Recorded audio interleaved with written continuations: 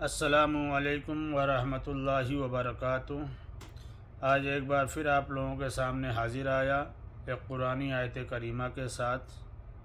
آج کی یہ آیت کریمہ ان لوگوں کے لیے بہت ہی مفید اور فائدہ مند ہے جو گنجے پن کے شکار ہیں، جن کے بال جھڑ رہے ہیں یا جھڑ چکے ہیں۔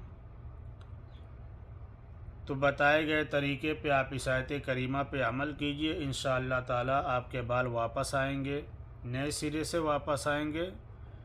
آپ لوگ آیت کریمہ سماعت کیجئے۔ بسم اللہ الرحمن الرحیم۔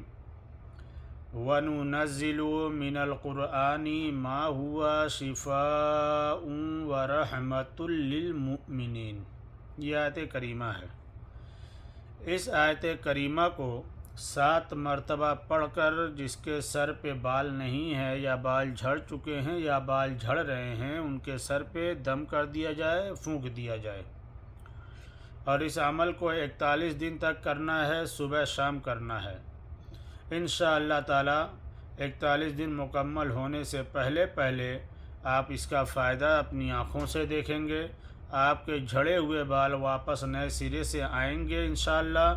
اور اگر مزید اس آیت کو، اس عمل کو 41 دن اور کر لیا جائے تو انشاءاللہ پوری زندگی پھر دوبارہ آپ کو بال جھڑنے کی بیماری نہیں ہو سکتی ہے۔